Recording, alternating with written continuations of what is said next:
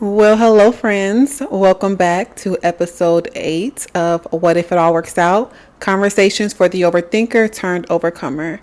I am your host, Daviana, and if you're new here, hi, friend. Welcome. Get your pen, get your notebook, take a seat, and let's talk about it. If you've been on this journey with me, obviously you can see my face. We've done 7 episodes. Chill, right? We've been just laying low on Spotify and you just heard my voice. But today, you got my face. I definitely felt led to just be a little bit more out there when it comes to my content. So why not record and see how this goes, see how this works? So yeah, let's get into it.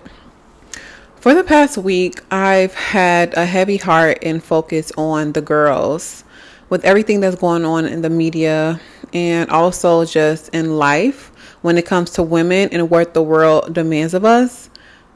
I totally resonate with how all of these things can diminish our character, our identity in ourselves, and our ability to push forward in life. And when I was planning today's episode, I was going through my journal, and literally what I opened my journal to was an excerpt from June 11th, 2022. So I had to be probably 7 or 8 months into my move from Chicago to Houston. And I was just writing about how I was feeling. And I'm going to read a little bit. I'm going to get a little bit vulnerable with y'all. We're going to keep this between us. But I basically was writing about how I've just been going through the motions, making sure things are taken care of, making sure ends are being met, not finding the time to check in with myself or God. I've said that I've been feeling depleted, unaccomplished, unfulfilled, low self-esteem, uninspired. I was like, immediately when I wrote that, I thought the devil is a liar.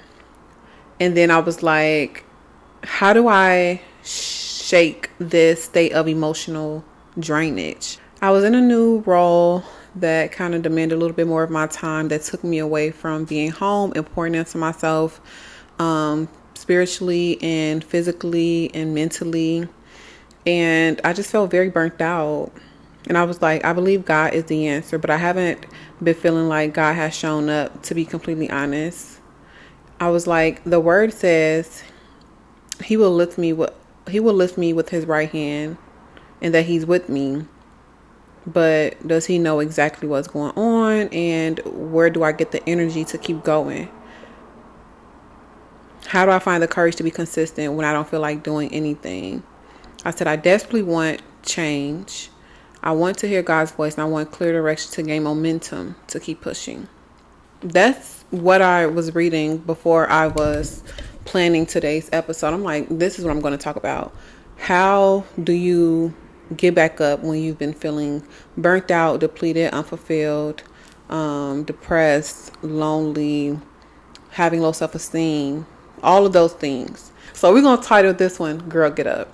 We're going to talk about like how to overcome those moments of depletion and when you're feeling uninspired and things like that. This is not me telling you necessarily what to do, but this is more so encouragement and compelling you on things that work for me, because I've overcame certain seasons and I want you to as well.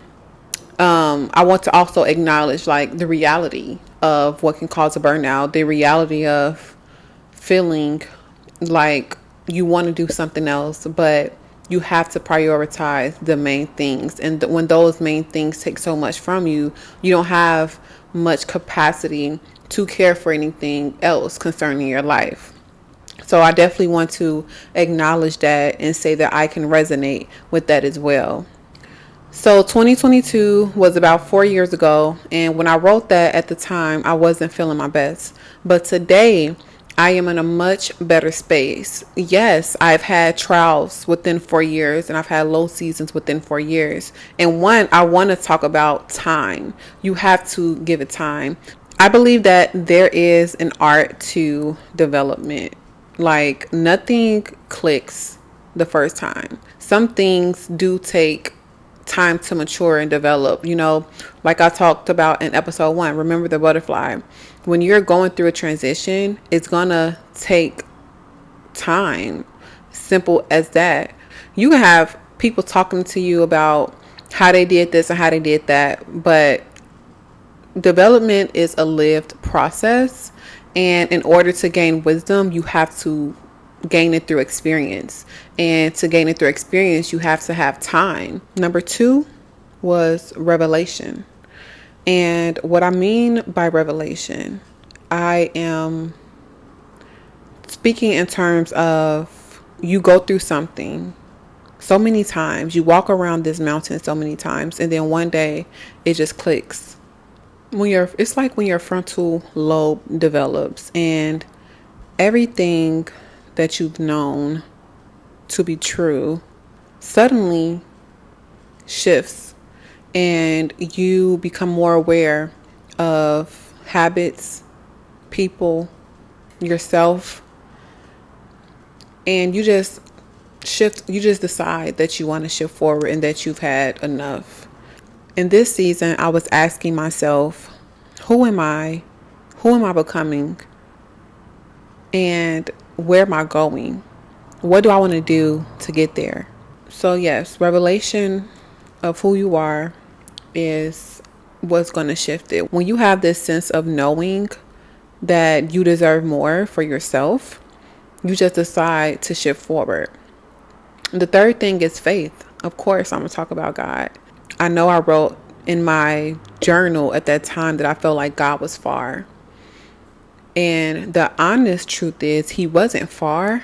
I just wasn't pressing in like I should have. It's actually not a coincidence, but today's Sunday and the sermon today was about staying in the secret place, building strength in the secret place, how you really do need to draw your source of strength, your energy, wisdom, all of those things from God himself. There's nothing that any outside source can do for you to have that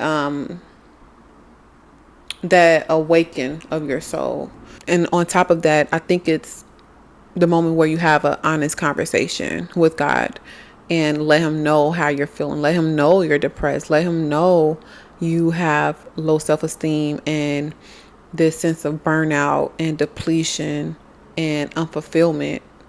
And those are the places where he'll meet you to guide you in a better direction. And I'm just being so for real. I am going to vouch and preach and scream on the mountaintop that Jesus is the solution to it all.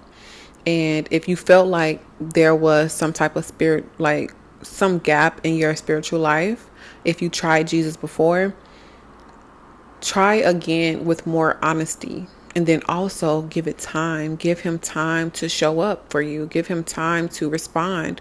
A lot of us, even myself in the past, was just praying out of motion without having revelation of what intimacy and relationship is. So that's also what I want to just elaborate on is faith. The fourth one is forming new habits. You have to put action behind those things. So if example, I was saying that I felt depleted. That means I need time to rest. I literally had to take time off work to just simply sit down for a second.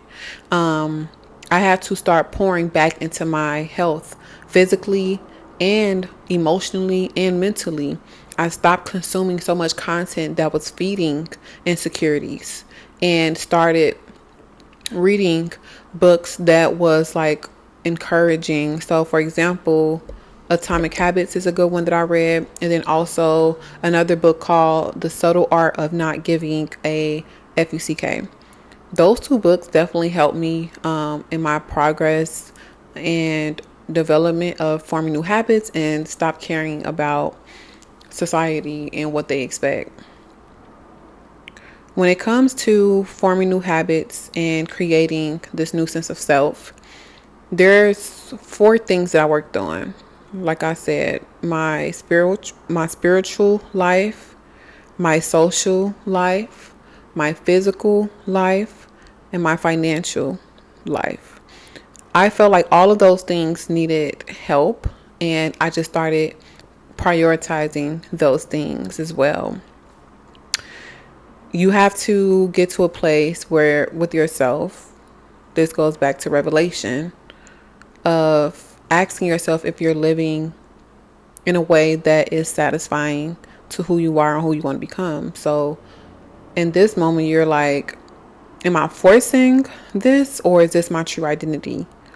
So yeah, those were the 4 things that I realized helped me shift.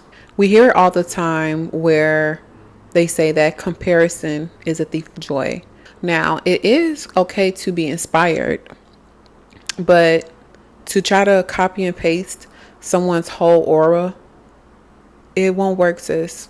Be yourself, dig deep, form new habits if you want to be a new person. Be inspired by what they wear and how they talk and those things, but don't try to copy and paste anybody. Get authentic, dig deep, touch grass. Who are you?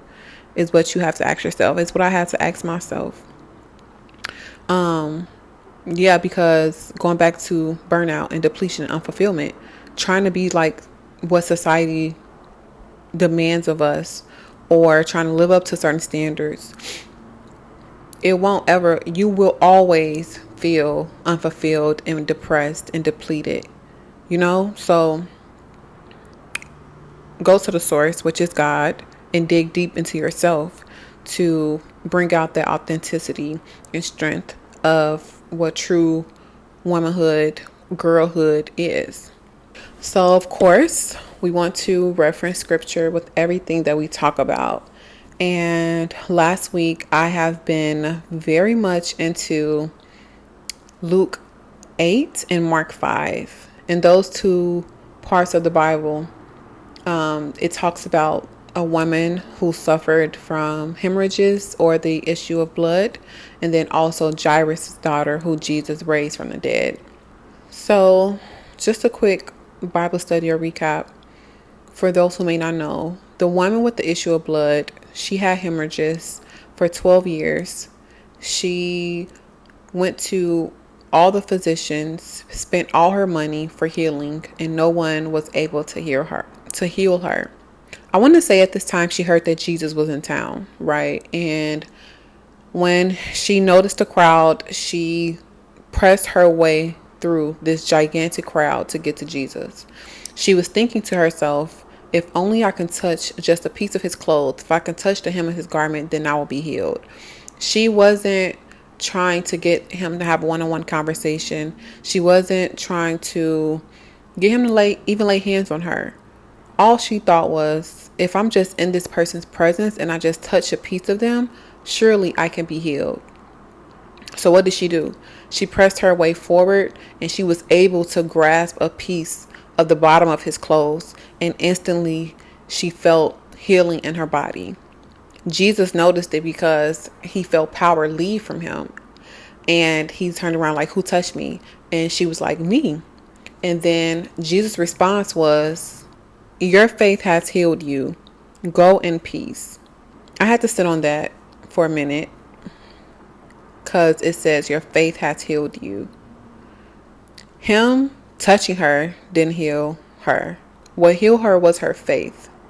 Literally, that's all it took. Her faith and just being in his presence. Her faith in, if I reach out to him, then I could be healed. Like, she just knew it in her heart. She heard about Jesus and the miracles that he's worked, and she was like, I need a piece of that. And her attitude was, by any means necessary, I need to get to this man. And what I admire about this woman is her perseverance, her resilience, her determination to be done with whatever she was trying before. Because it says she tried every physician and spent all her money for healing, and they could not heal her. But the one source that she had faith in at this time to heal her was able to heal her. And his response was, your faith has healed you. Go in peace. I'll circle back to that, but I also want to hit on Jairus' daughter. Mind you, as Jesus was on his way to Jairus' daughter, he was on his way to Jairus' house. That's when the woman stepped in. So while he was making a way to go work a miracle for someone else, she came and got hers. As this encounter is happening between Jesus and the woman, Jairus' daughter died, quote unquote. Mind you, Jairus came to Jesus first before the woman got to him. So when Jairus heard that, what I thought about was like, he was probably overthinking the should have, could have, would have. If this woman would have never approached Jesus, we probably would have been there already. If all these people weren't, surrounding him, my daughter probably would have been healed by now, right? He was probably like, this inconvenience has caused my daughter to die. So I can imagine what he's thinking and what he's going through in his mind when he got the news that his daughter died. Jesus was like, don't be afraid, only believe. Another translation in NLT, it says, don't be afraid, just have faith. Do not be afraid, only keep on believing in me and my power. That's amplified. So he's telling this man, don't be afraid, your only option is to have faith. Like, just like this woman with the issue of blood, have faith in her healing. I need you to only have faith in your daughter's healing. Don't be afraid, only believe. Only believe, just believe. I believe that our faith is our miracle, to be honest. Like, having faith in overcoming a dead situation, overcoming defeat, that is where your miracle lies. You just have to believe it and lean on the one who can help you, right? So back to our Bible study real quick. So he made it to the house, right? And what stood out to me was that everybody at the house, when they got there, was crying, was weeping. And then Jesus was like, why are y'all making this commotion? The child is not dead. She's just sleeping. And they began to like laugh and ridicule him because they probably didn't even know who Jesus was with the ability to raise the dead. So with that, it's important to be mindful of the company we keep when we're in low seasons, we're in valleys. Because it could be the same people, just like in the Bible, laughing and ridiculing and weeping over a situation that is surely gonna be a victory. If he did not have Jesus there, of course the girl wouldn't have been raised from the dead, but also like negativity is what I'm trying to say. Like having negative people around you can blur your vision to see ahead and can also diminish your faith from overcoming something. So it's important to keep people around you who are prayerful, who have faith, and who are encouraging, unlike the people in the word in this story. I also wrote to like be mindful of who you allow in your inner circle, because some people can't see your miracle coming. They don't know. Like Jesus gave you an instruction. Jesus gave this man an instruction by saying, don't be afraid, only believe. When he got to the house, he could have been a little bit wavering in his faith by seeing his daughter's dead body or seeing the people crying and ridiculing him. Their disbelief could have influenced his faith. So it's important that you have people that you can feed your faith from, that can feed your faith when your situation looks low, when it looks like it's not going to be better. The way I merge these two situations into one is to have faith that the same God who did it for someone else that you witnessed can do it for you.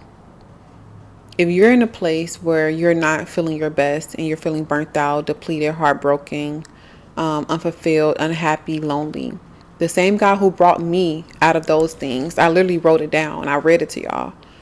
I'm in a much better space. The same God who did it for me can do it for you. Let me be a testimony. Let me increase your faith that seasons turn around, seasons change. Like Jairus, he witnessed a miracle happen before his eyes. He witnessed a woman be healed from her faith.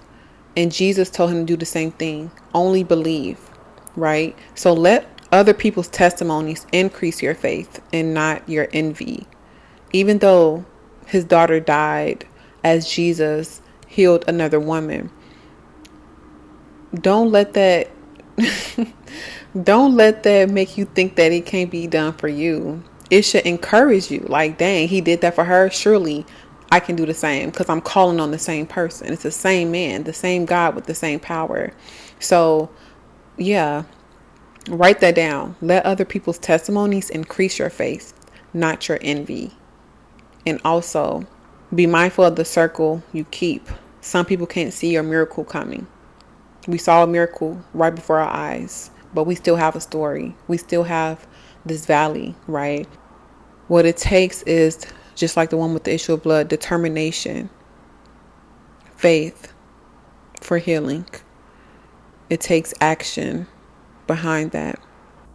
I also want to close this story with what Jesus said. In Mark 5:41, it says, holding her hand, he said to her, Talitha kum, which means, little girl, get up. And the girl, who was 12 years old, immediately stood up and walked around. They were overwhelmed and totally amazed. For me, I see that as a charge from Jesus, right? A charge to awaken our souls from that low place that we're in, from what seems dead, right? And to arise into the person, into the woman that he has always seen us as. It's a charge to shake yourself from that place of despair and to be whole again. Speaking to depression, fear, anxiety, depletion, everything I named earlier, right? And for me, I see it as like all it takes in both of the stories is a word or a command from Jesus. He told the woman, your faith has made you whole. Go in peace. He told the little girl, get up. He told the man, don't be afraid, only believe. All of these things are commands, not suggestions, because God knows what he's doing. He knows who he is, and all power and authority is in him. So take that as a charge to get up and bounce back better than before. Also, what stood out to me is the number 12. I don't have language right now for what it necessarily means, but the woman suffered from the issue of blood for 12 years. And Jairus' daughter was 12 years old at the time. And I wonder if those have any connections as well. On top of that, Jesus had 12 disciples. And then 12 tribes of Israel. 12 is a number that may have some significance. And what I found online is that it could mean completeness, but I'm not 100% sure. I'm going to seek understanding for that. But that's always something that I've been thinking about. What does the number 12 signify in this story specifically? Romans 8:18 says the present sufferings of now are not worthy comparing to the glory that is being revealed in us. I think my next episode may be talking about seasons, how seasons come and go and how they change, and not everything is permanent and temporary. But yeah, the bounce back is the last step of overcoming. Once you've gotten your healing, you have to bounce back. You have to recover, right? And this is where you rewrite your aura. Who are you becoming? For me, I was vowing for myself to become a woman of virtue, a woman of grace, a woman of honor and respect, and someone that is authentic. Before, you try to find relief, try Jesus. Please, I promise you, he is the way, the truth, the whole meaning for us all. So I promise you, your healing comes from the one who is a redeemer, is a healer, who is Rapha, you know? He is more than a character in a book. He is real. And he is nothing short of amazing. And he has helped me with this revelation of how I overcame. Yes, other things had to take part, but the source, the top of it was God. And that's just my honest truth. He's more than a character that I read about. He is power and more realer than life itself. So I definitely want to encourage you to pray, to seek, to stay there until you get results. And just as important as it is to see God, it's also important to never stop trying for yourself. Show up for yourself. Give yourself rest in times where you need. Go hard when it's time to go hard. Go to the gym to get healthier. Get the therapy for mental health. But try for yourself. You owe it to yourself to be the best you can be in this one life that we have. Because ultimately your life does depend on it. Like, you don't want to get to the end of your life and be like, I was not happy. You deserve happiness. You deserve joy.